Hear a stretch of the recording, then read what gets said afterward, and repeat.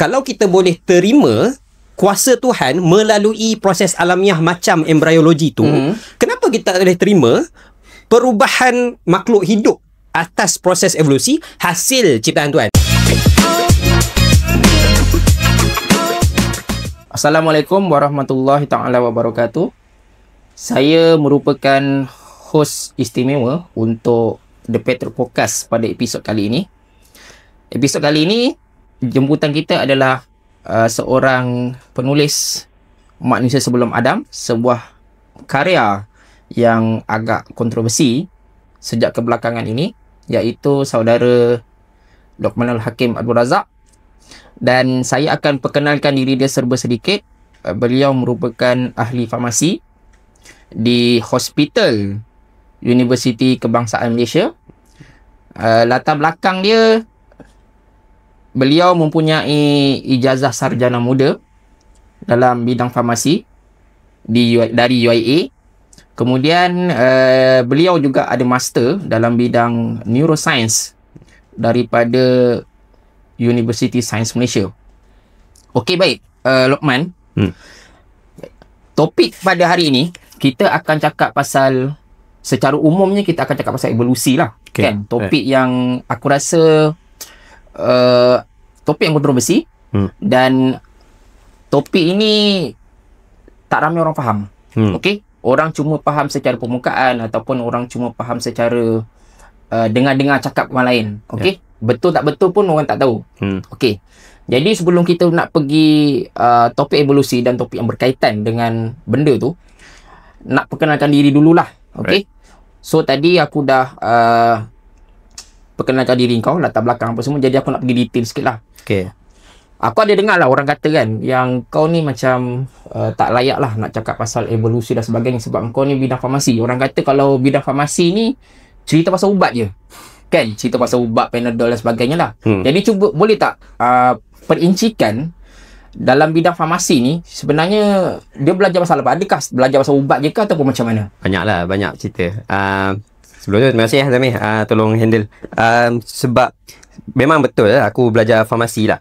Tapi cerita pasal evolusi ni dia satu bidang yang dia merangkumi semua biologi, semua benda dalam biologi. So bila kita belajar pasal benda-benda yang berkaitan dengan ubat sekalipun, memang kita akan secara langsung jumpa juga benda yang berkaitan dengan evolusi ni lah. Contoh kita, macam aku belajar dekat dekat UIA, kita akan belajar pasal biologi, fisiologi, anatomi, dan semua tu macam memang akan ada juga selit. Kenapa struktur-struktur badan kita macam ni, macam sekian, kenapa enzim kita sekian, dia akan ada relationship dengan evolusi.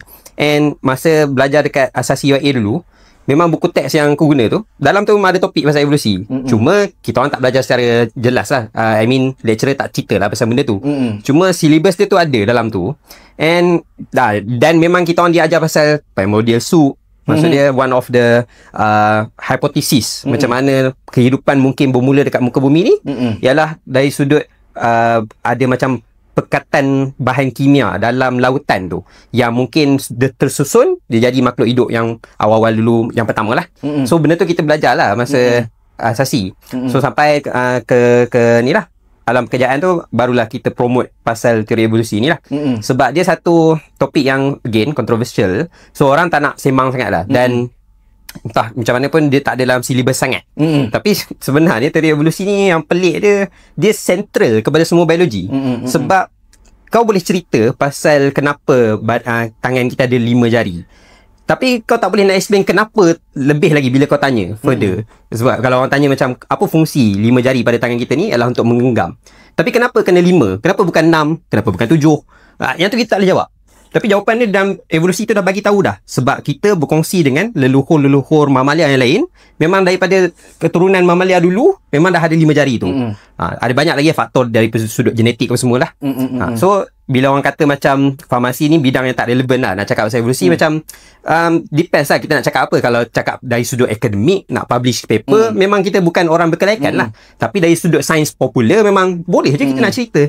Okay, dia senang ceritanya, kalau bidang kau farmasi ni, kau dah macam dah ada orang kata kemahiran-kemahiran yang digunakan dalam study evolusi tu, macam anatomi, genetik dan sebagainya kan. Dan benda-benda ni semua adalah benda yang penting untuk study pasal evolusi. Betul tak? Betul. Okay. Jadi kita dah clear lah kat situ. Jadi aku nak pergi kepada bidang yang seterusnya, bidang pengajian kau dalam bidang master. Daripada farmasi kepada master tu yang apa tu, neuroscience.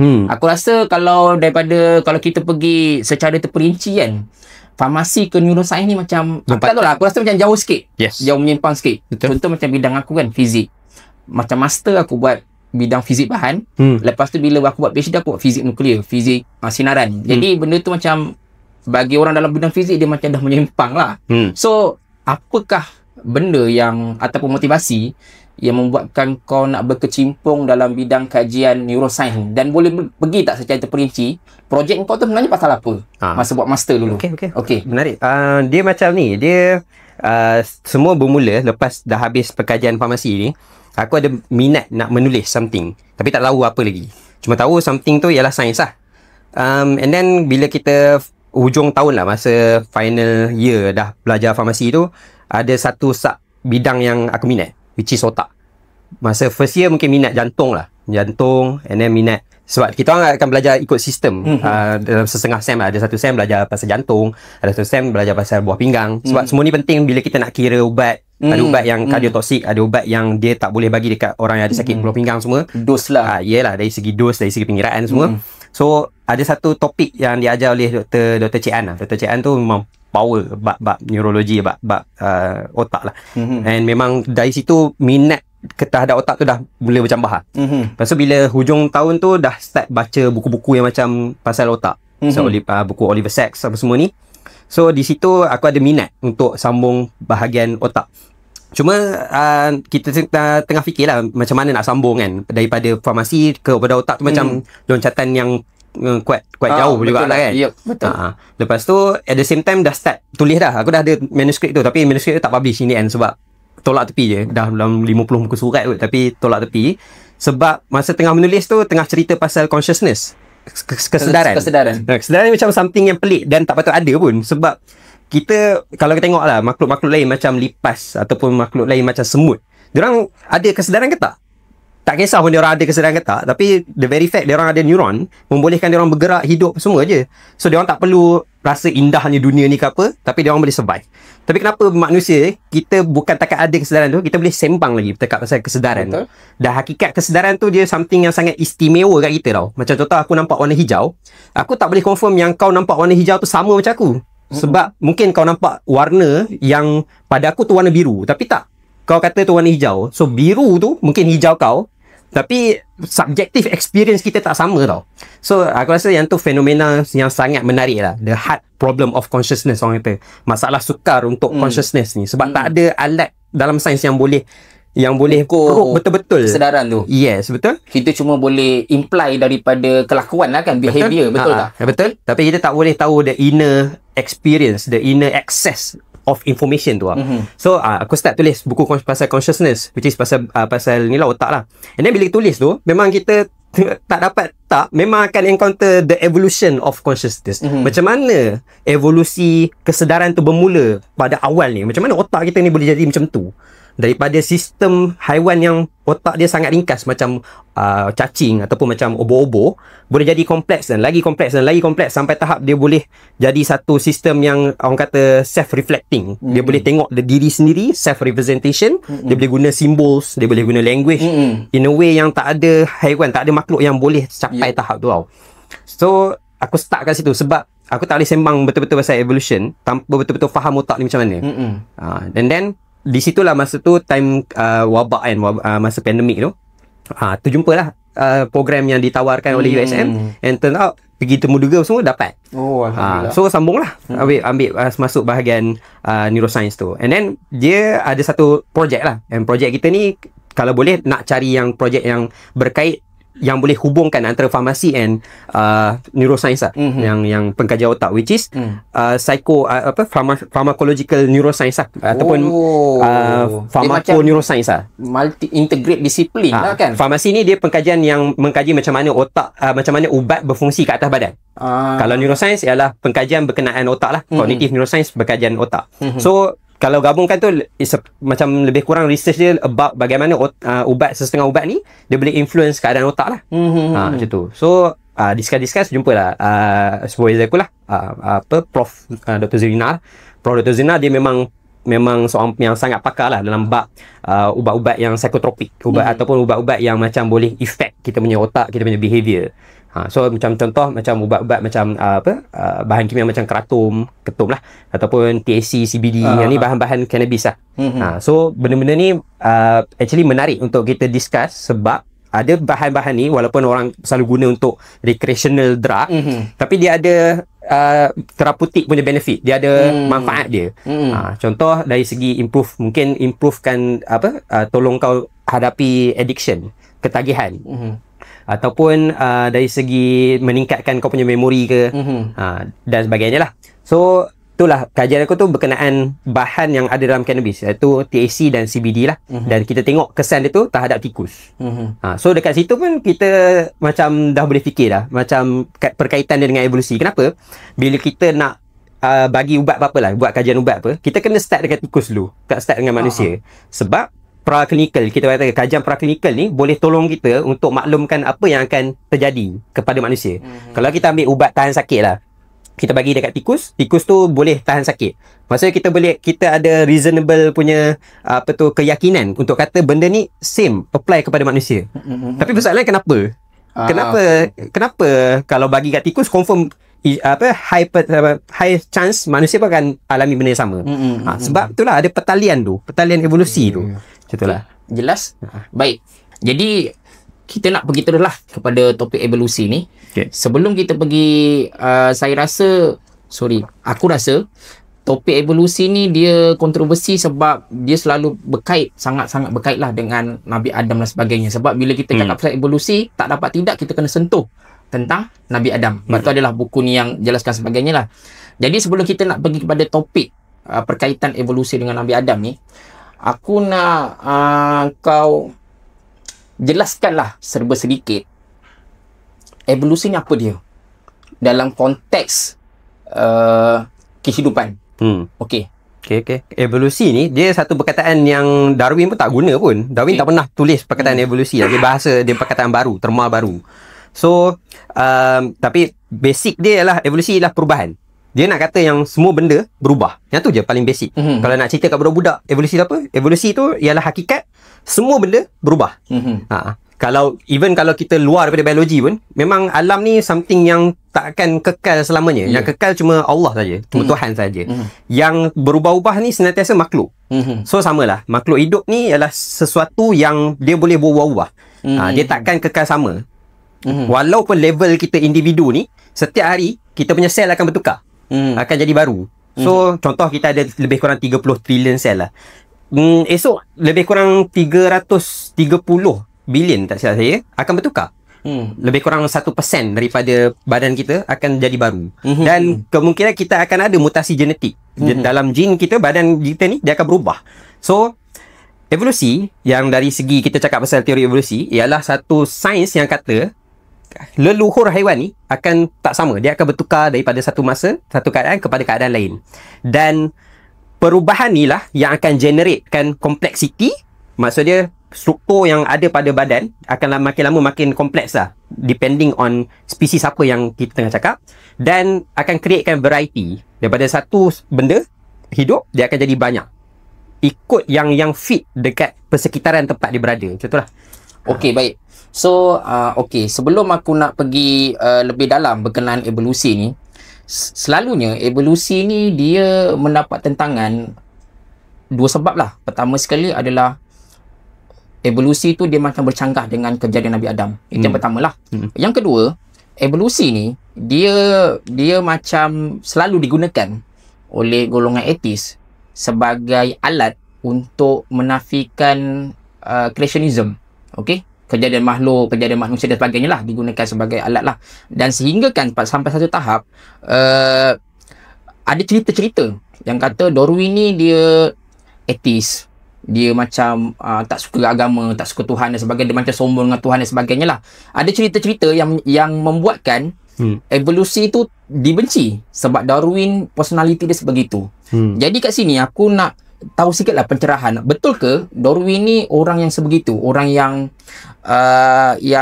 menggagaskan teori evolusi semata-mata untuk melawan agama? Adakah macam tu cerita dia? Oh tak. Okay. Dia tak. Dia Darwin ni dia salah satu sebab apa nama Darwin jadi terpalit ni. Rasanya sebab Harun Yahya lah. Most likely dalam Malaysia datang daripada macam ilmu dibawa oleh Harun Yahya melalui buku dia lah. Dia ada banyak Atlas Creation, Darwin's Deceit. So banyak buku-buku dia tu merosakkan image ataupun credibility Darwin lah. Padahal Darwin ni dia macam orang biasa macam kita je. Dia ialah seseorang yang curious, yang dia pelik. Oh, alam ni ada something yang berubah lah. Tapi dia nak tahu macam mana makhluk hidup ni berubah-ubah. Dan memang dalam buku dia pun dia deliberately tak letak pasal manusia sebab dia tahu dia memang hidup dalam zaman macam kita, iaitu zaman yang penuh dengan agama tau. Cuma kat sana, kat British, tempat dia duduk tu ialah tempat agama Kristian lah utamanya. Tapi masyarakat tempat dia berada, budaya tempat dia dibesarkan tu memang budaya agama yang sangat kuat lah. Sangat kuat lah. Budaya Kristian yang sangat kuat. Yes. Tak sama macam moden ni agak tolerate sikit lah. Betul dia kuat. Dan isteri dia pun Emma Westwood ataupun Emma Darwin ni memang orang Kristian. Memang orang Kristian yang totok lah, kita kata tiap-tiap hari baca Bible. Dan memang Darwin pun dia ada buat catatan lah atas Bible dia, kalau dia buat catatan kan, macam dia baca lah tengah menelaah kan. Jadi dia punya environment tu bukan environment yang atheist. Perkataan atheist pun rasa tak wujud lagi time tu. Yang wujud perkataan agnostik masa tu, iaitu kawan dia Thomas Henry Huxley yang mula-mula cipta perkataan tu. Sebab dulu pun kalau kau cakap kau atheist tu memang satu benda besar lah. Sebab orang dulu agama kan, orang beragama, dia tak boleh terima yang kau boleh cakap tak ada Tuhan. Of course ada Tuhan, contoh. Tapi dia orang kata agnostik, aku ni tak yakin ada ke tak Tuhan.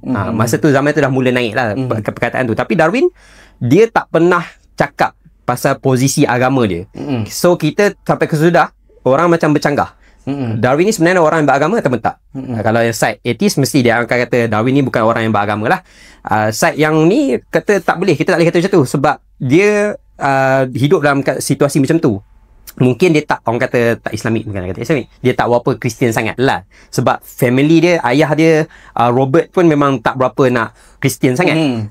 Tapi kita boleh kata dia tak ada, macam dia tak ada plan untuk rosak agenda. Dia tak ada sifat antagonistik lah terhadap agama tu sebenarnya. Betul? Dia cuma aku rasa dia cuma gagaskan teori evolusi sebab dia curious melalui pengembaraan dia, pelayaran dia kan.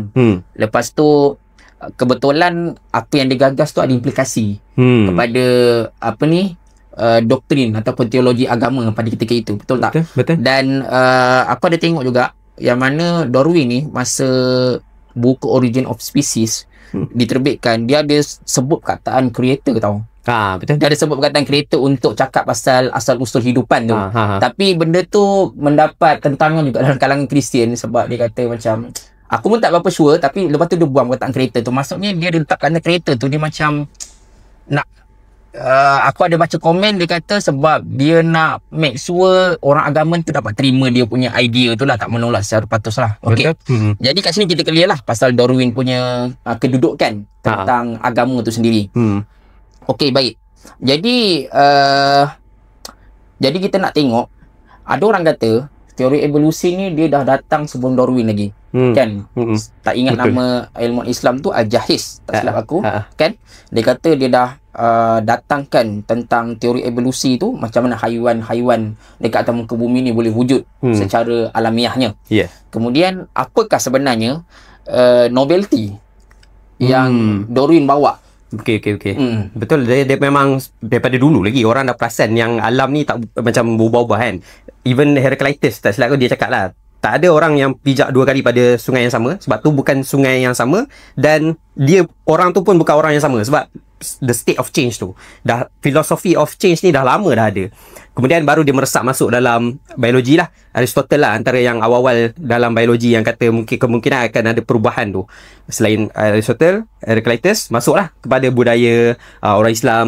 Jadi daripada dulu lagi falsafah orang Islam pun memang dah ada orang yang start kata macam kehidupan ni boleh berubah lah. Macam Al-Jahiz tu, dia buat kitab Al-Hayawan kot, kitab yang macam menerangkan tentang perubahan makhluk tu. Lepas tu even sebelum Darwin lahir pun memang dia punya tok dia, Erasmus Darwin, memang dah gagaskan evolusi. Maksud dia makhluk hidup ni berubah-ubah. Lepas tu Erasmus Darwin ni satu macam sezaman dengan ni lah, Lamarck, John Baptist Lamarck lah. Dia seorang yang gagaskan teori evolusi dia sendiri, yang kata macam kalau benda tu nak berubah disebabkan persekitaran dia tu menolak dia untuk berubah. Contoh macam zirafah kan, yang paling popular. Zirafah dia punya leher dia panjang sebab dia punya bapa dia nak panjangkan leher. Jadi turun kepada anak, which is of course tak betul. Contoh kalau kita bapa kita pergi gym buat bagi tough, tak automatically pas kepada kita lah ketafan ayah kita tu. Tapi yang dipaskan ialah genetik. Darwin adjust sikit je teori dia tu berbanding dengan Lamarck lah. Tapi nak cerita kat sini yang sezaman tu pun dah ada dah. Dan memang ada kontroversi pun masa zaman tu. Erasmus Darwin ni adalah figura yang quite controversial juga lah selain Darwin. And then lepas tu baru ada Darwin lahir dah. So bila dia lahir tu pun dia dah ada background kepala dia tu memang dah ada dah. Macam benda hidup ni memang berubah-ubah lah. Dan dia pun dah aware tentang Lamarck, dia dah aware tentang Erasmus. Dan dia pun dah baca satu buku lah. Orang kata buku tu William Paley. William Paley tulis buku macam Natural System, tak ingat nama dia. Tu Linnaeus. Tapi dia ada tulis satu buku yang dia kata macam pasal complexity. Dia nak try, William Paley nak try kata macam benda-benda kompleks macam makhluk hidup ni, tak dapat tidak kau memang kena kata ni ciptaan Tuhan. Sebab contoh lah, kalau kita terserempak batu lah kat tengah-tengah jalan, kita boleh kata macam batu ni terhasil daripada proses mula jadilah, tak ada Tuhan lah. Sebab dia batu simple. Tapi contoh kalau kita terjumpa jam kat tengah jalan, dia akan datang, dia tengok jam ni ialah sesuatu yang sangat kompleks. Takkanlah tiba-tiba tak boleh berlaku secara semula jadi.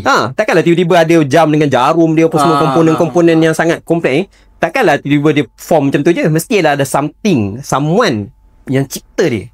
So William Paley gunakan argument tu, nak kata macam disebabkan itulah makhluk-makhluk hidup ni tak dapat tidak memang Tuhan yang buat dia. Macam tapi of course ada kelemahan hujah William Paley ni lah. Tapi Darwin dah baca buku tu dan Darwin suka buku tu. Sampailah bila dia kaji, rupanya baru dia dapat satu proses yang boleh jelaskan macam mana kompleksiti kehidupan ni jadi. Secara semula jadi. Secara semula jadilah. So dan benda tu secara tak langsung kita boleh bidas balik William Paley cakap. Sebab William Paley dia guna analogi jam. Sebenarnya aku dah pernah tulis lah dalam buku Manusia Sekolah Adam ni. Kau tak boleh samakan design manusia dengan design Tuhan lah. Design manusia adalah design yang deliberate.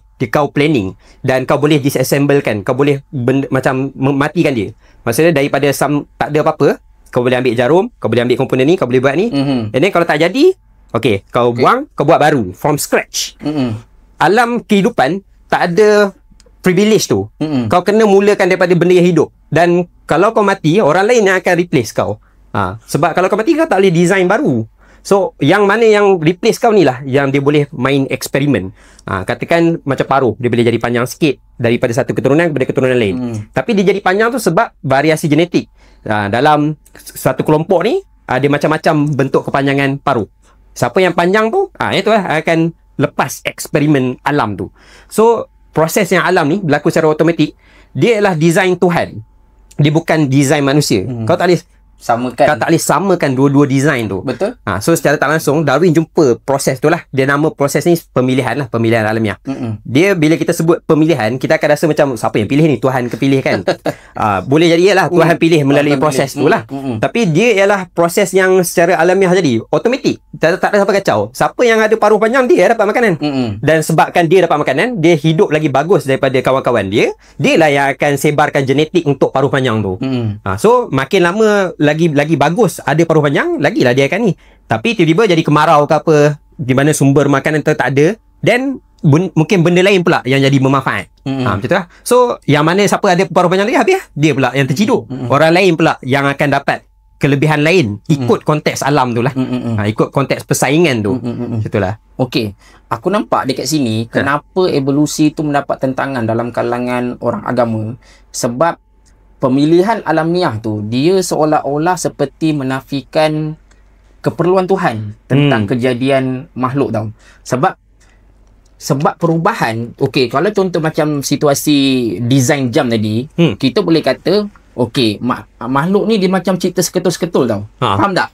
Okey, contohnya gajah dicipta sebab okey, Tuhan dah design gajah ni macam ni. Okey, terjadi macam ni. Harimau macam ni. Kambing macam ni dan sebagainya lah. Tapi bila pemilihan alamiah ni, you macam dictate bahawa alamiah choose haiwan ni dia survive. Faham tak? Faham. Jadi aku rasa ni salah satu sebab kenapa evolusi tu ditentang masa zaman Darwin tu, sebab bila you asaskan benda ni, you macam ketepikan peranan Tuhan tu. Jadi kita sebagai orang Muslim ni, macam mana kita nak tackle ataupun secara metafizik lah, macam mana benda tu? Sebenarnya bila tema macam benda ni memanglah nampak lah bila kemajuan sains ni memang secara general bukan evolusi dia memang tarik kuasa Tuhan tu daripada macam penerangan alam lah. Dulu orang pegang lah kalau planet bumi apa semua ni semua Tuhan yang buat dan Tuhan cipta untuk kita. Sebab tu orang kata bumi ni memang tengah-tengah dunia ni lah, sebab alam lah. Kan tengah alam kan, sebab orang beranggapan yang dunia Kita ni dicipta unik untuk manusia, hadiah. Tiba-tiba sains kata no, bumi bukan kat tengah-tengah. Tak ada tengah pun dekat universe ni. Bumi cuma satu dot macam tu je. Lepas tu dah lah bukan tengah. Dia yang kena round matahari, bukan matahari round dia. Contoh. So dekat situ orang punya culture, orang punya budaya pemikiran tu dah start berubah tau. Man is not the measure of all things dah. Dulu orang cakap macam tu. Lepas tu lama-lama masuk. Tapi benteng glass yang orang tak boleh touch biologi. Apa-apa kau nak explain, kau explain fizik, kimia, kau boleh explain guna alam sebagai alternatif kepada Tuhan. Sampai satu tahap seorang falsafah atau ahli falsafah, siapa tak ingat nama dia, dia cakap macam dia gunakan ayat tu lah, last sekali biologi je tempat yang kau tak boleh nak main benda-benda ni lah. So dan sampai Darwin dia pecahkan tembok tu. Dan dia explain, dia kata actually alam boleh explain. So untuk siapa-siapa yang atheist, benda tu something yang peluang lah untuk dia orang grab. Sampai satu tahap Richard Dawkins lah, dia cakap benda ni. Richard Dawkins, untuk pengetahuan, dia evolutionary biologist. Dia memang ada credibility sebagai seorang saintis yang menggagaskan evolusi lah. Tapi sayang dia seorang atheist lah. So dia cakap pasal benda ni. Dulu kalau nak jadi atheist sangat susah sebab biologi tu. Tapi lepas Darwin, nak jadi atheist tu sangat senang sebab kau dah tak perlukan Tuhan untuk explain. Tak. Biologi ni, makhluk hidup ni bukan Tuhan yang buat, tapi alam yang buat selection. Tapi untuk orang yang memang dah ada metafizik yang kuat, yang memang beragama, benda tu tak ada apa-apa signifikan yang kuat pun. Sebab walaupun kita jelaskan penciptaan segala benda dengan terma mechanical ataupun terma reality, terma alam, benda tu tak ambil pun peranan Tuhan. Contoh kita planet yang bergerak apa semua ni, walaupun kita tak nampak tangan Tuhan, tapi kita tahulah yang tu Allah yang buat. Sama makhluk hidup. Kita tak nampak, walaupun kita nampak gajah apa semua ni wujud, dan dia terhasil berproses evolusi yang ubah struktur dia orang, memang tak bermaksud yang kita kata yang tu bukan Allah buat. Allah buat dan itulah mekanisme dia. So dan saya rasa macam lekeh lah bila orang cakap mana boleh Allah tak buat ikut pemilihan alamiah, Allah buat direct macam tu. Lepas tu kita tak faham konteks kenapa belalai gajah boleh wujud, kenapa macam paus yang boleh ada kat dalam laut. Kita tak tahu konteks. Jawapan dia sebab Allah buat macam tu.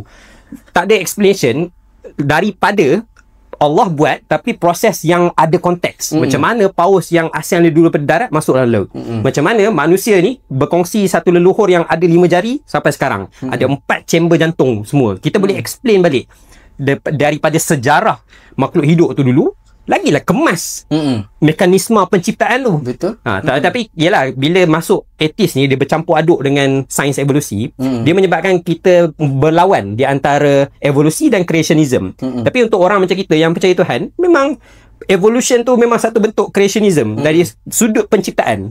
Cara penciptaan makhluk hidup dia tak sama dengan cipta manusia ni. Manusia buat barang, kita ada bias. Kita fikir manusia cipta barang ni dia buat, dia deliberate, dia ada niat, dia ketuk-ketuk. Tapi produk evolusi biologi yang hasil oleh Tuhan ni, dia adalah proses yang banyak rintangan, dia banyak sejarah dia banyak konteks, banyak trial and error. So trial and error dalam keadaan dia hidup. Dan nak pastikan leluhur tu jalan. So itulah kadang-kadang bila kita kata macam apa tu, Darwin ni nak sesatkan orang lah apalah, dan atheist dan sebagainya, macam tak ada kalau kita pegang agama yang kuat, tak ada apa pun. Bahkan benda tu yang sepatutnya menguatkan lagi kita punya agama lah. Macam tu lah. Faham. Okey. Jadi kita clear lah dekat sini yang mana peranan Tuhan tu kalau kita tengok daripada angle lain, sebenarnya tak dicabut pun daripada mekanisme, walaupun ada mekanisme untuk menerangkan macam mana makhluk tu boleh wujud dan sebagainya. Ada mekanisme tu tidak bermaksud peranan Tuhan tu dicabut. Cuma cara kita tengok macam mana Tuhan menjadikan makhluk-makhluk ni dah angle dia dah tak sama dah. Okey, angle sebelum ni kita cakap Tuhan jadikan makhluk ni seketul. Tapi bila kita dah faham bagaimana makhluk ni terjadi, kita dah ada angle lain. Yang mana makhluk ni dari mekanismenya macam dia boleh muncul, tapi Tuhan yang kickstart benda tu. Dia dah macam ada blueprint dekat belakang untuk jalan tu kan. And Darwin pun dah sebut benda ni dalam The Origin. Sebab dia dah tahulah, dia dah predict. Darwin ni bila tulis buku, dia seorang yang macam dia fikir tau apa yang orang akan balas buku ni. So dia tulis siap-siap. Dia tulis apa yang orang mungkin akan kritik. So sampai satu tahap tu dia tulis pasal possibility. Dia kata macam kalau korang kata, lebih kurang lah ayat dia lagi kemas lah. Kalau korang kata aku tak boleh gagaskan teori evolusi ni sebab dia mengambil kuasa Tuhan lah. Cuba tengok dekat proses macam mana anak membesar dalam ibu. Dia proses yang semula jadi. Tapi kita kata Allah ciptakan anak tu daripada ibu kan, melalui proses reproduksi, melalui proses embriologi. Kalau kita boleh terima kuasa Tuhan melalui proses alamiah macam embriologi tu, kenapa kita tak boleh terima perubahan makhluk hidup atas proses evolusi hasil ciptaan Tuhan? Boleh je. Tak ada masalah. Tak ada masalah pun. So Darwin dia gunakan hujah tu, dia extend. Cuma ayat dia lain sikit lah. Cuma apa yang aku ambil idea daripada tu, idea dia macam tu. So sebenarnya benda tu okey je. Jadi kita boleh nampak dekat sinilah yang mana kalau kita boleh terima seseorang manusia tu lahir daripada sperma dan telur perempuan, lepas tu proses tu bertukar kan daripada sperma dengan telur tu bertukar jadi embryo, jadi bayi, lepas tu kemudian keluar. Ni ada perubahan kan daripada situ ke situ kan. Tapi kita masih bercakap Tuhan jadikan kita. Tapi ada mekanisme melalui hubungan seksual dan sebagainya lah. Okey, itu rasa terma yang sangat baik lah daripada Darwin tu sendiri. Okey, jadi aku rasa kita boleh nampak lah. Lagi satu aku nak sentuh, macam kau cakap tadi, fizik dengan matematik ni dia, orang kata peranan Tuhan tu dia macam dah mula teralih lah. Diterangkan secara mekanikal lah, macam planet dan sebagainya. Sebab aku rasa masa tu sebab saintis dia senang nak kaji bulan dan bintang dan sebagainya lah, sebab ada teleskop dan sebagainya. Sejak zaman Copernicus, zaman Galileo, diorang dah nampak bintang dan sebagainya lah. Tapi pada masa tu kajian haiwan ni dia sangat terhad dan orang tak percaya kewujudan fosil. Orang tak percaya kewujudan fosil. Jadi dia punya proses untuk menerangkan mekanisme kejadian makhluk ni dia sangat perlahan lah. Tapi dia punya proses tu aku rasa sejarahnya sama je. Macam mana orang dapat eksperimen bintang, macam tu juga orang dapat eksperimen haiwan. Dia macam ada pertentangan untuk cakup peranan Tuhan lah. Tapi kalau kita tengok angle lain, sebenarnya peranan Tuhan tu masih ada lagi. Betul. Okey, jadi kita nak sentuh pasal Adam lah. Aku rasa kita dah sampai ke tahap itu. Yang mana kenapa orang kata, apa yang aku nampak adalah evolusi ni dia bertentangan dengan idea ataupun pahaman kejadian Nabi Adam ni. Sebabnya bila kita cakap pasal evolusi, tak dapat tidak kita akan cakap manusia ni berevolusi daripada leluhur sebelum ni. Maksud daripada single cell sampailah sekarang ni kan. Jadi benda itu dia menafikan kejadian Adam, sebab Adam ni dia dijadikan secara langsung oleh Tuhan. Benda tu memang tak dapat dinafikan dah. Memang dalam wahyu dan sebagainya dah ada. Jadi terdapat percanggahan dekat situ antara evolusi, yang mana evolusi kata manusia ni dia datang pada leluhur sebelum ni. Kemudian wahyu pula kata tak, manusia ni dia terjadi secara langsung, yang mana Tuhan jadikan secara langsung lah. Jadi macam mana kita sebagai orang Islam ni untuk orang kata untuk berhadapan dengan percanggahan ini? Okey, Oh, yang ni actually senang nak jawab dia sekejap je, tapi aku cerita lama sikit sebab isu dia bila aku start tahu pasal evolusi ni lama dah. Ada member cakap daripada form 3 lagi, tapi tak ingat pun, tak ada memori masa tingkatan 3 tu fikir pasal evolusi lah. Tapi secara general throughout hidup aku ni, bila encounter je evolusi, aku tak ada macam, tak ada setback pun, macam tak fikir macam ni macam mana terus. Okay, make sense, memang benda hidup berubah dan memang ada mekanisme untuk perubahan lah.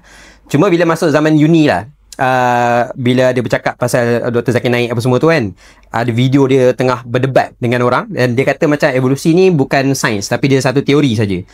So dekat situ aku dah rasa macam pelik lah. And then bila tengah menulis buku Manusia Sebelah Adam tu lah, barulah isu tu naik. Macam mana nak softkan kata pasal Nabi Adam ni? Sebab manusia, kalau kita accept premis kata manusia ni ialah datang daripada makhluk yang berubah, macam mana Adam datang dalam posisi macam nak masuk kita kan? Tahu kita tahu Nabi Adam mesti turun. Tapi masa turun tu macam mana? Apa yang berlaku kan? Okey, kat situ dah ada stuck. Tapi masa tu tak ada idea lagi. Masa tengah tulis buku ni around 2021. So masa tu aku tulis je dulu. Tapi memang dalam belakang kepala ni memang ini kena addresskan isu ni. Sebab kalau kau publish buku cerita pasal teori evolusi sahaja tapi tak ada solusi, macam mana kita orang Islam ni nak tengok Nabi Adam, posisi Nabi Adam dalam sejarah kehidupan semua kan? So sampailah satu buku yang Syuaib Malik buat tahun 2022 kot rasa buku tu naik. Bila baca buku tu, okey, dapat apa dia dah cerita background dan dia cerita apa solusi yang mungkin terjadilah, which is Adamic exceptionalism lah, pengecualianisme Adam. Dia punya idea macam masa seluruh proses alamiah ni jadi macam biasa dan proses leluhur keturunan yang hasilkan manusia ni, baru Nabi Adam turun. Maknanya Nabi Adam bukan manusia pertama lah. Dekat masa Nabi Adam turun tu dah ada manusia-manusia purba lain. Make sense? Sebab kalau kita tengok fosil pun ada rangka manusia Perak, Perak Man dekat Malaysia kan, dekat Perak, Lenggong. Ada fosil-fosil purba yang sampai 300,000 tahun. Dia bukan jin, yang tu memang spesies manusia kita. Tengok rangka dia pun memang sama macam kita. So masa Nabi Adam tu bukan kali pertama turun lah. Memang masa Nabi Adam turun tu orang dah ada dah. And timeline dia tu mungkin lah orang boleh debatkan lah. Aku tak letak dalam buku sebab aku takut fakta tu, sebab dia bukan fakta sains, dia berlega-lega dalam ruang lingkup agama kan. So kita tak nak buat spekulasi lah. Tapi ada orang memang letak, macam Syed Naqi Alatas memang letak lah 7,000 tak silap, 7,000 8,000 dia letak. Tapi nak kata cerita dia, Nabi Adam turun tu waktu populasi manusia dah ada, dah wujud. And then baru berlaku pencampuran aduk apa semua. Yang mana yang survive ialah keturunan jalur susu galur Nabi Adam lah. So yang tu cara nak harmonikan lah. Tapi of course tak semua orang terima lah pengecualianisme Adam ni. Dan kalau tanya pendapat aku pun, kita baru start. Teori evolusi ni dah ada 150, baru 150 tahun je dia digagaskan. Masa tu Nabi Muhammad SAW dah meninggal, dah kata wafat 1400 tahun, which is dah lama. And then imam-imam besar 5 pun semua dah tak ada dah masa tu. So benda ni baru hit dunia Islam. And penerimaan dia tu masih tengah dalam proses lah. Macam tadi kau cakap pasal Renaissance yang macam tukarkan kita punya mindset. Yang tu pun dah ada setback tarik-tarik, tapi last kali orang terima. So kita in the middle of Renaissance dalam dunia Islam tu. Ya, betul. Idea tu baru hit dunia kita. And idea tu baru hit dunia kita dan kita baru nak adjust, baru nak adaptasi kan. Betul. So aku rasa macam in future lah, aku harap in future benda tu akan macam improve lah. I mean orang akan rasa macam bila dengar evolusi, memang make sense lah. And betul. Manusia pun evolusi. So yang tu actually itu harapan aku lah. Betul. Harapan aku ialah sebab macam aku ada mindset lah, macam fikir orang luar dah maju tau dari segi evolusi. Kita malu kita sains bidang evolusi tu tak ada orang ambil PhD. I mean orang ambil PhD kat luar lah. Dan rasanya ada saintis yang berkelayakan cakap pasal evolusi biologi kat sini. Cuma dia orang tak buat bunyi lah. Mungkin faham je sebab dia orang busy dengan kerja-kerja akademik apa semua. Tapi sains popular evolusi ni sangat sikit. Dan silibus tak ada, conference apa semua tak ada. Sains dia tu tak ada kat sini. Memalukan, padahal benda tu asas biologi kan. Tapi aku ada harapan yang benda tu satu hari nanti akan masuk silibus. Betul. Sebab kalau nak masuk silibus pun senang je. Pemilihan alamiah ialah satu proses yang memilih mana-mana organisma yang boleh berjaya ke hadapan menyebarkan genetik dia selepas kemandirian hidup. Yang tu je. Betul. Macam setengah universiti boleh jawab lah, kata ada je ajar. Tapi macam dia macam disapu tepi bawah kapet tau. Kata evolusi ni betul. Okay, by the way, cerita pasal benda ni macam dia tak rasa macam benda biologi tu benda yang kritikal dan penting lah. Dia akar kepada biologi. Sebab macam Theodoros Dostoevsky cakap lah, nothing in biology makes sense except under the light of evolution. Kau takkan boleh make sense benda tu kenapa dia kena ada, melainkan kau tengok sejarah proses perubahan yang bawa kepada struktur tu in the first place. Betul tak? Okay, so aku rasa ada dua benda penting yang aku nak address daripada penjelasan kau tadi. Pertama sekali, bila kau cakap pasal Zakir Naik punya claim bahawa Zakir Naik kata evolusi ni semua sekadar teori dan sebagainya lah. Boleh tak buat distinction sikit? Mungkin aku boleh cakap lah bahawa teori saintifik dengan teori yang biasa orang luar sembang kan, sebenarnya dua benda yang berbeza lah. So aku rasa benda tu penonton kena jelas lah bahawa teori saintifik ni dia dibina berdasarkan fakta-fakta, kemudian dia diuji fakta tersebut untuk menjawab kenapa fenomena tu terjadi, disebabkan kenapa fenomena tu terjadi. Jadi ada teori saintifik lah. Jadi kat sini kan, boleh tak kau cakap adakah evolusi ni dia memang teori ataupun dia ada fakta dia ataupun macam mana? Sebab kalau dalam graviti ni dia ada fakta dengan teori tau. Satu fakta dia adalah pemerhatian. Okey, cuma kita dapat perhatikan graviti tu ada. Contohnya macam bulan mengelilingi bumi, apple jatuh dekat tanah. Benda tu ada depan mata, benda jatuh tu ada. Cuma kita namakan fenomena tu fenomena graviti lah. Tapi kenapa benda tu terjadi? Kita ada teori graviti dia. Okey, teori graviti tu contohnya macam Newton kata, okey, graviti ni terjadi disebabkan interaksi antara dua objek yang berjisim mengikut jarak yang tertentu lah. Semakin dekat jarak dan semakin besar jisim, dia punya daya graviti dia kuat. Itu teori yang diasaskan oleh Newton lah. Kemudian Einstein pula dia menjawab teori graviti dia adalah dijawab graviti tu terjadi disebabkan oleh lengkungan ruang masa. Okey, itu teori dia lah. Dia kata, so ada teori Newton, ada teori Einstein yang menjelaskan bagaimana graviti tu jadi. So graviti tu tetap ada, tapi ada teori dia yang menjelaskan bagaimana graviti tu terjadi. Jadi evolusi ni macam tu juga ke ataupun macam mana? Lebih kurang je macam kau cakap tadi kan. Einstein dia punya teori dia berbeza dengan teori Newton. Tapi beza macam mana pun, dua-dua kata graviti wujud. Cuma kenapa dan macam mana graviti wujud? So samalah evolusi pun, semua benda berubah. Tapi kenapa dan bagaimana dia berubah? So Darwin cakap berubah tu sebab pemilihan alamiah. So in a sense, bila kita cakap teori untuk orang awam lah, kalau kau nampak T besar teori evolusi tu, teori tu fakta. Cuma dari sudut filosofikal dia akan lagi dalam. Saya saya macam kadang-kadang bukan geram lah, macam rasa macam merumitkan keadaan bila orang-orang yang memang pakar dalam bidang lah, of course, cuba nak kelirukan keadaan bila dia kata teori ni sekian-sekian, fakta sekian-sekian. So susah kita nak cakap. Dia kalau nak kata kalau benda teori ni sebenarnya fakta. Macam kau cakap tadi, kita tahu bumi mengelilingi matahari tu satu fakta sebab kita boleh tengok directly. Kita tak tengok directly bumi ni, tak tengok tengah round, kita tak boleh nampak sebab skala badan kita terlalu kecil nak nampak planet. Sebab tu orang dulu pun tak tahu bumi ni mengelilingi matahari macam mana. Tapi kita guna alat, kita guna teleskop, kita tengok cat pergerakan, kita tengok kita buat inference. So dari situ benda tu jadi fakta. So samalah teori evolusi ni, dan ada fakta dan ada benda fenomena dalam evolusi kita boleh nampak depan mata. Dan depan mata pun masih macam saintis kaji, tengok dalam satu-satu macam keadaan populasi tu dia punya bentuk kepanjangan paruh dia sekian. Tapi tahun depan pergi tengok, on average purata paruh dia memanjang. So cara melihat tu memang depan mata tapi menggunakan statistik. Dia gunakan pengiraan, which is benda yang berlaku tapi ditangkap dengan alat-alat kita juga. Macam pergerakan harga barang, pergerakan harga petrol contoh dia. Benda tu berlaku, fenomena yang fakta memang berlaku. Naik harga petrol, turun harga petrol. Tapi macam mana kita nak cat setahun, sedekad tu, kita guna statistik. Kita guna graf nak nampak, macam ni cara mereka bergerak. Sama proses evolusi. Dari sudut kepanjangan struktur, dari sudut bentuk struktur, dari sudut perubahan warna dan yang ni benda yang kita nampak secara skala dekat ni kita panggil makro lah, makro evolusi. Kalau nak tengok makro, kita kena tengok fosil. Kau tak boleh kata makro evolusi tak wujud sebab kita tak nampak. Macam habis kau nampak gunung tak terbentuk, macam mana proses gunung terbentuk, tak nampak. Tapi takkanlah gunung tu terus mula-mula dah ada gunung sebiji. Mesti dia dibentuk daripada contoh pergerakan plate tektonik yang himpit tanah tu naik ke atas kan. Tapi benda tu berlaku berjuta-juta tahun kan. So samalah proses evolusi yang tukar satu leluhur daripada leluhur ikan muncul reptilia, muncul mamalia apa semua ni. Dia proses yang lama sampai kau tak boleh nampak melainkan kau tengok snapshot dari sudut fosil tu. Tapi cerita pasal fosil ni sebab tak semua orang ada privilege untuk tengok fosil depan mata. Dan kebanyakan fosil ni kalau dekat luar negara, fosil ni orang boleh kumpul-kumpul macam tu, ramai lah. Boleh pergi buat tangkap ikan je kadang-kadang orang buat. Sebab tanah mungkin luas lah dan geologi dia pun mungkin sesuai simpan fosil. Tapi kat Malaysia kebanyakan fosil orang akan ambil, orang letak kat museum ataupun orang ambil, orang buat kajian.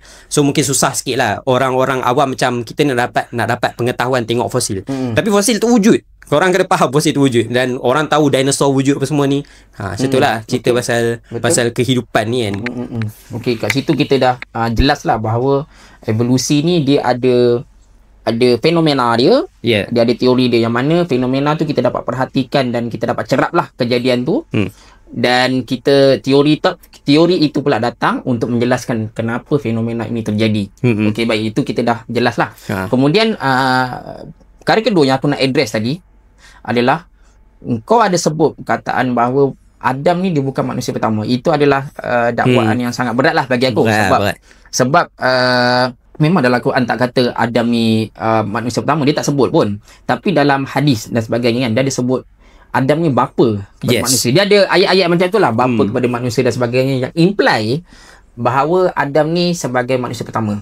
Jadi macam mana tu dengan untuk kita berhadapan fakta daripada wahyu tu dengan evolusi tu sendiri? Betul. Okey. Dia macam bila setakat aku ni lah buat buku ni dan sembang dengan orang semua, bila ditanya macam ada tak ayat yang memang cakap Adam manusia pertama? Tak ada. Memang tak ada. Dan yang ada cumalah interpretasi, terjemahan sahaja. Tapi yang betul-betul kita nampak ialah Adam ni bapa lah, bapa keturunan manusia. Yang tu logik. Dan tak semestinya kau jadi bapa tu kau orang first. Sebab dan konsep first ni pun ada masalah sebab contohlah kalau kita kata Nabi Adam manusia pertama, dia muncul segedebuk seorang macam tu, dia takkan genetik dia takkan stabil untuk buat populasi yang banyak. Kita ni baru 1-2 generasi je, kita punya genetik terus tak stabil, jadi orang panggil inbreeding depression. Sebab pembiak dalaman tu jadi terus mundur. So kau bayangkan macam mana Nabi Adam datang berseorang dengan Hawa, betul lah, dengan dua orang tiba-tiba nak hasilkan populasi yang sampai berbilion lah ni. So tak make sense lah. Dari sudut genetik pun dah tak make sense lah. Menunjukkan yang of course Nabi Adam bukan manusia pertama lah. So wahyu dah tak ada yang jelas cakap, genetik pun tak ada yang jelas cakap. And then kalau kita faham dari sudut macam mana kehidupan berfungsi, faham biologi, konsep haiwan pertama, konsep makhluk pertama ni tak logik. Dia tak compute. Dia macam tanya berapa besar warna biru, macam kategori dia tu tak masuk.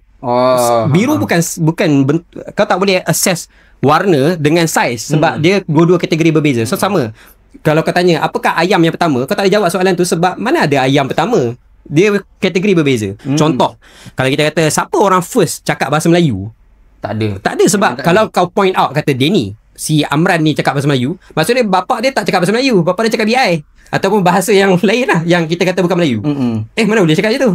Dia mesti, bapak dia mesti cakap bahasa Melayu juga, tapi bahasa Melayu yang sedikit bukan bahasa macam kita. Maksudnya dia tak ada distinction lah kan. Pasal kepertamaan tu dia macam dia ada evolution sikit-sikit kat situ. Sebab makhluk hidup ni ialah gugusan genetik yang berbeza, gene yang berbeza. Macam kita ada lebih kurang 20,000 gene yang hasilkan protein lah. Ada banyak lagi gene yang tak produce protein. Tapi tu gugusan yang berbeza. Bapak kita ada set genetik yang lain sikit daripada kita. So naik ke atas, dia akan sampai satu leluhur yang macam dia macam menghilangkan boundary di antara apa yang kita kata manusia dan apa yang kita kata bukan manusia tu. So sampai kita tahap kita kata tak ada manusia pertama, macam tu lah. Tapi kalau contoh kita nak define, sebab tu pun ada isu juga, definition antara manusia, insan apa semua ni. Kalau kita kata Nabi Adam manusia pertama in the sense that manusia pertama diberi syariat yang bawa semua keturunan Nabi Adam hari ni, boleh lah kalau nak guna macam tu. So dalam aliran genetik yang mengalir ke arah kemanusiaan tu, turun Nabi Adam sebagai manusia pertama ataupun sebagai bapa kepada semua keturunan manusia. Tapi itu tak memotong kita punya konteks sejarah kita, kehidupan kita. Contoh lah yang aku suka ambil contoh mitokondria. Contoh sebab kalau lah kau kata macam manusia ni separate daripada orang lain lah, daripada makhluk lain lah. Kenapa kita kena ada mitokondria? Mitokondria yang menjana kuasa untuk kita ni supaya makhluk-makhluk kompleks boleh hidup pada awal dia. Kalau kita ni manusia yang special, tak ada kaitan dengan makhluk hidup, kita boleh je guna benda lain, makhluk lain. Sebab mitokondria ni datang daripada sel yang accidentally termasuk dalam host dia. Yang mana dia orang buat simbiosis kan, endosimbiosis. Dia bekerjasama lah dengan host dia suatu ketika tu, berbilion tahun dulu. Dia bila sel tu makan mitokondria ni, dia macam tak mati lagi, tapi dia orang buat satu pakatan. Aku bagi kau tenaga, tapi kau tolong aku survive. So, okay, kau ambil tenaga pada kau.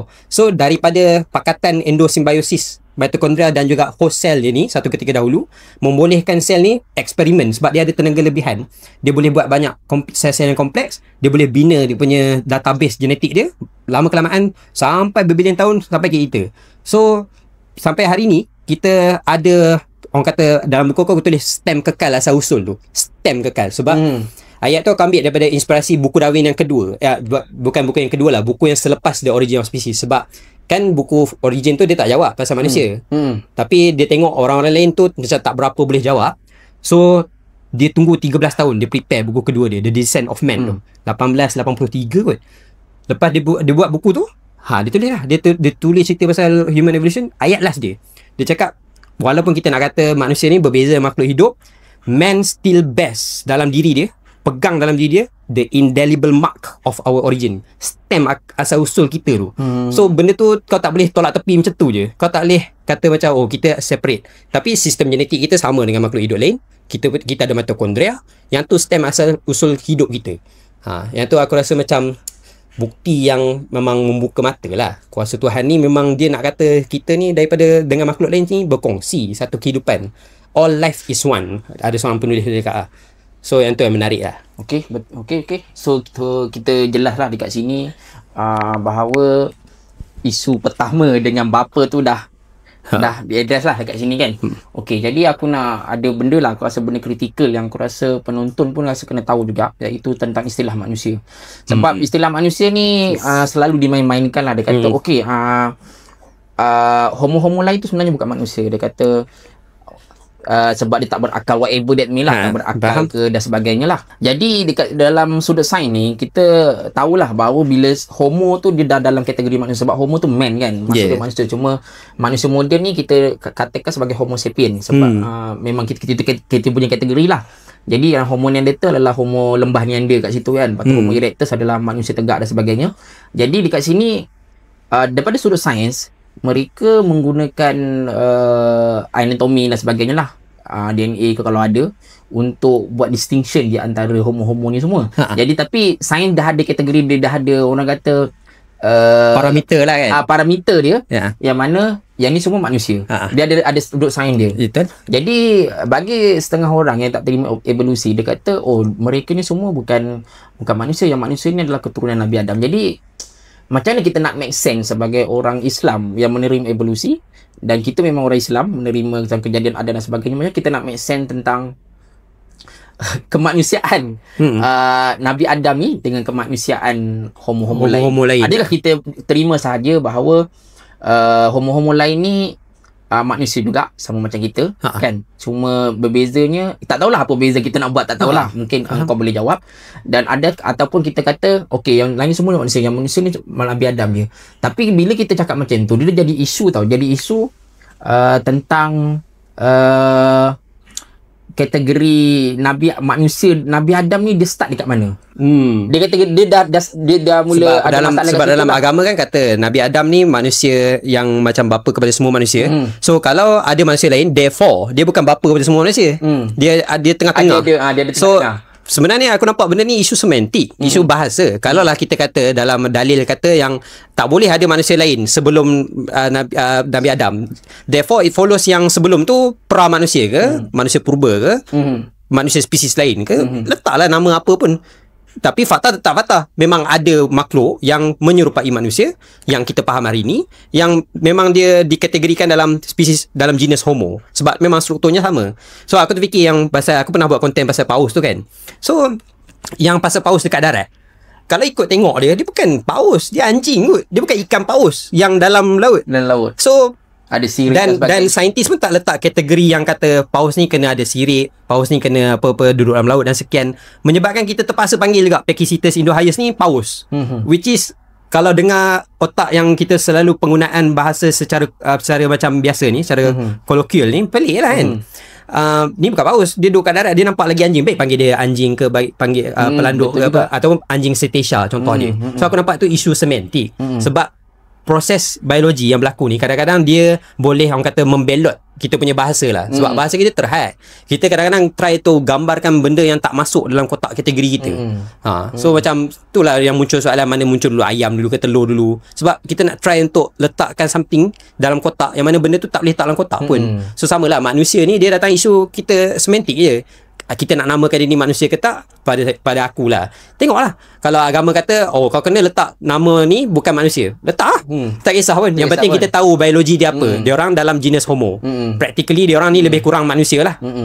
Lagipun bagi aku, sebab sains dia dah ada parameter dia sendiri untuk tentukan sama ada tengkorak ataupun tulang tu manusia atau bukan kan. Dia dah ada kategori dia, dah ada parameter dia. Okey, kalau dia punya ni panjang dan sebagainya, okey, ni kategori dia. Ni kategori dia. Pinggul dia macam gini, dia ada kategori dia. Tapi aku pernah fikir benda tu. Tapi aku macam hari tu aku jawab soalan ni kat sesi sebelum ni lah dengan orang lain kan, perbincangan kan. Aku cakap lah, manusia ni definisi dia sekian. Dia ada, tak ada ekor, dia dia ada tulang belakang, dia ada 5 jari, dia ada opposable thumb yang boleh ni, dia ada 32 set gigi semua. Aku dah cakap dah rasa macam okey lah.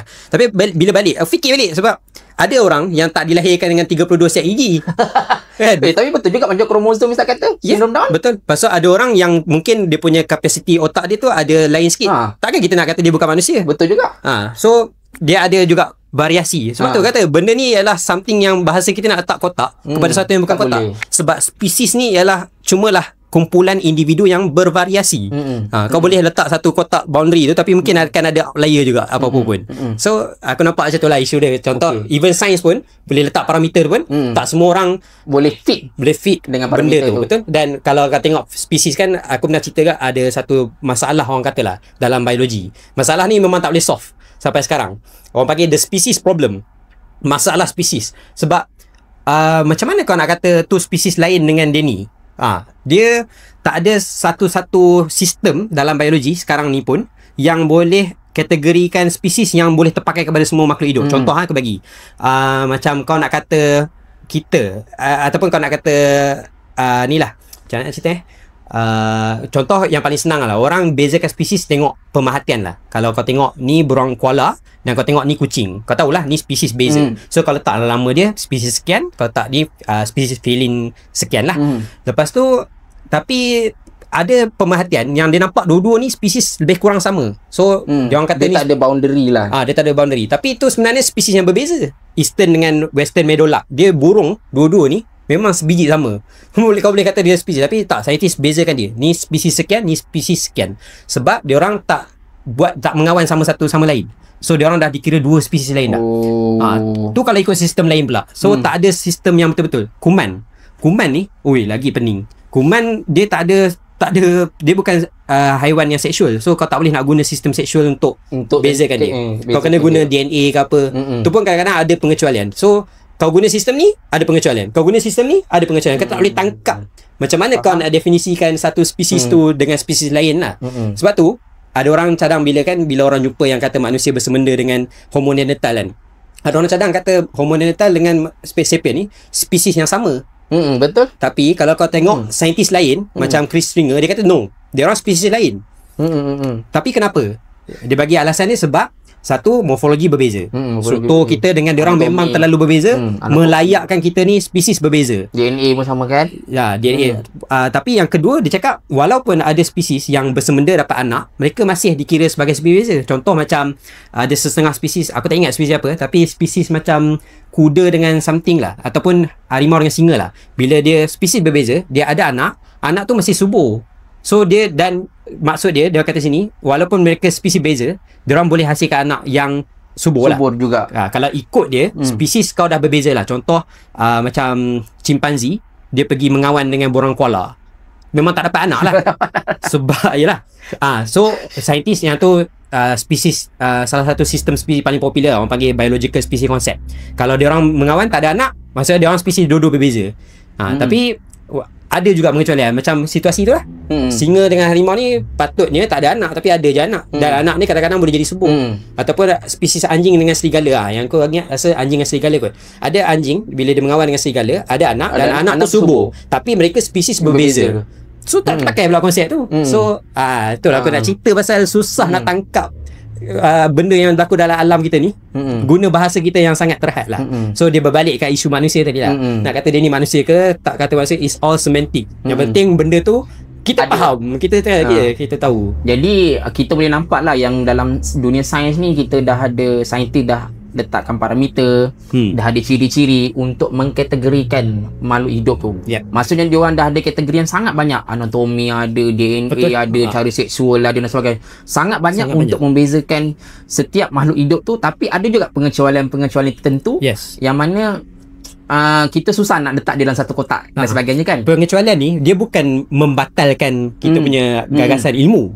Tapi it's not a bug, it's a feature. Memang tu yang best science ni ialah kadang-kadang kau jumpa benda yang paradoxical, kau jumpa benda yang ironi, kau jumpa benda yang macam kau pelik. Dan yang tu lah yang buat science ni menarik sebab kau explore lagi. Macam tu lah. Itulah sebab aku ada terbaca-baca lah orang komen dan sebagainya. Kita kena bezakan keturunan Nabi Adam ni dengan manusia prasejarah. Sebab keturunan Nabi Adam ni dia berakal, lepas tu dan sebagainya lah yang berkaitan dengan benda. Tapi bila kita tanya macam mana kita nak tentukan berakal ataupun tidak berdasarkan fosil dan sebagainya kan. Sebab berakal tu benda yang intangible, tak nak pegang kan. Tapi kita maybe boleh infer berdasarkan aktiviti mereka dan sebagainya lah. Tapi kita nak cakap ya, apa yang aku nampak lah, apa kau nampak sekarang ni, orang yang menentang evolusi ni ataupun bukan menentang evolusi, yang tak setuju untuk kita katakan homo-homo lain tu sebagai manusia, mereka tak sediakan parameter ataupun kategori tertentu untuk cakap dia ni manusia, dia ni bukan manusia. Dia tak ada distinction lah. Faham?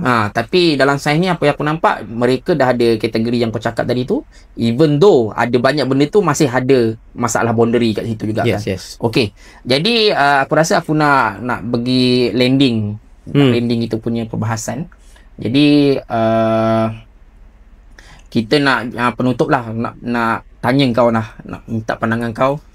Apakah harapan kau kan berkenaan dengan topik yang kita bincangkan kat sini? Sebab apa yang aku nampak, topik evolusi ni masih orang kata tabu dan niche lah. Dia tak ramai orang tahu dalam kalangan kita ni semua. Sebab apa yang aku nampak dekat luar negara, Amerika Syarikat, Europe sekalipun, orang-orang Islam sendiri, mereka galak berbahas pasal benda ni. Tak kisah kita setuju ke kita tak setuju, kita bahas pasal benda ni kan. Dan kita tak ada censorship dengan benda-benda tu semua.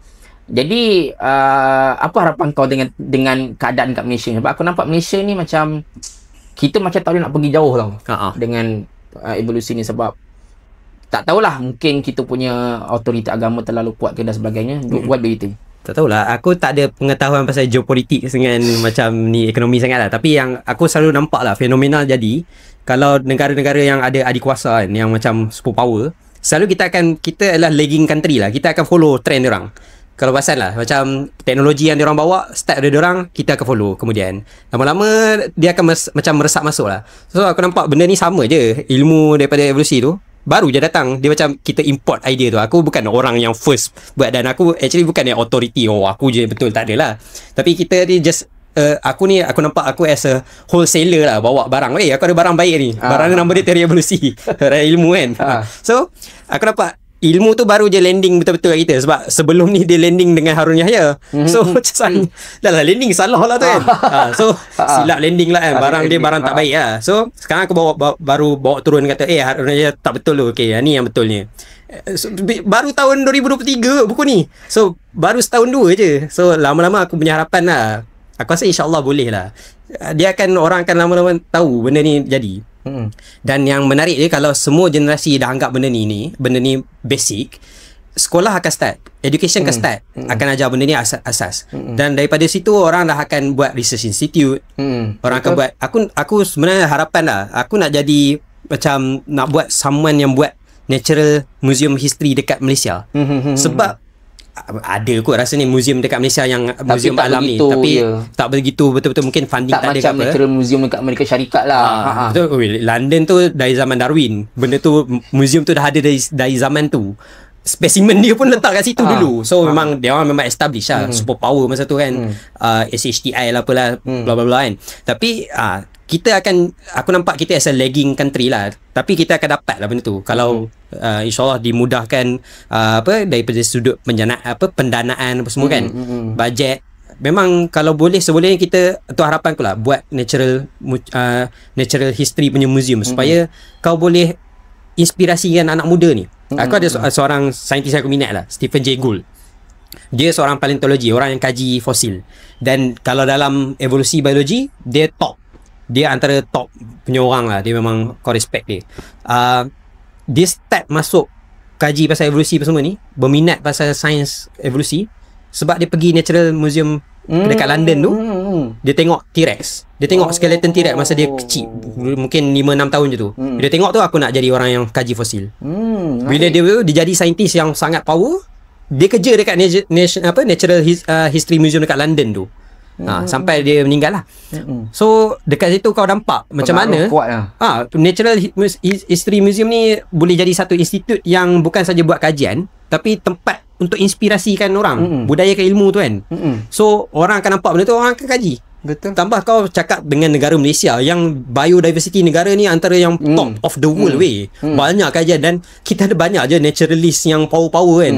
Yang macam Jejak Air Tawar, kau ada Azamuddin, memang respect doang. So orang-orang macam ni kita kena angkat. Dan aku nampak lah kalau kita promosikan idea mengenai evolusi biologi kehidupan, lama-lama orang akan angkat benda tu. Orang akan suka nak tahu pasal haiwan. Bila kita cerita pasal makhluk-makhluk ni, orang suka weh. Kalau kita buat cerita kan, masa dia satu hari nanti aku nampak benda ni akan naik lah. InsyaAllah lah, tu harapan aku lah. Okay, so kita boleh nampak lah macam mana besarnya pengaruh museum ni kan sebenarnya, yang boleh bagi inspirasi kepada masyarakat, pada kanak-kanak dan sebagainya. Dan benda tu akan bagi efek secara keseluruhan lah. Daripada konteks tak tahulah, mungkin daripada konteks kerajaan dan sebagainya kan. Sebab yalah, bila kita tak cakap pasal natural history, kita tak cakap pasal evolusi, budak-budak pun tak tahu dan sebagainya. Jadi benda tu tak bagi pengaruh yang meluas secara tempatan. Yes. Kalau benda tu bagi, sebab seingat aku kajian pasal fosil, kajian pasal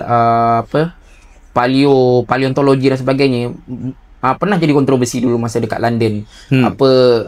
Ahli-ahli geologi, ahli paleontologi berdebat satu sama lain. Benda tu bagi efek yang sangat mendalam dekat masyarakat UK. Dan benda tu bagi kesan lah kepada perkembangan ilmu pengetahuan kan. Jadi kalau benda tu tak ada kat Malaysia, jadi benda tu jadi macam mendak dan sebagainya kan.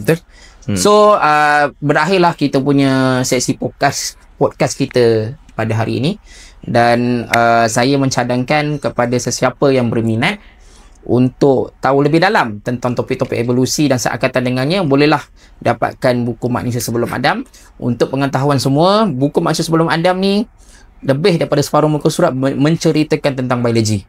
Okey, jadi walaupun tajuk dia macam teologi ataupun metafizik sikit, tapi banyak buku ni menceritakan tentang biologi, homologi, DNA, genetik dan sebagainya memang ada diceritakan. Dan bab hujung-hujung sahaja yang menceritakan tentang teologi lah. Sebab tidak dapat tidak, bila kita cerita pasal evolusi, benda tu akan menyentuh dengan kita punya kepercayaan. Jadi kena address juga benda tu kan. Betul. Jadi dekat topik hujung ni, mungkin 2 ataupun 1 topik last menceritakanlah tentang bagaimana kita nak berhadapan tentang evolusi ni sebagai seorang yang beragama Islam. Jadi itulah dia. Kita jumpa lagi di episod akan datang. Terima kasih.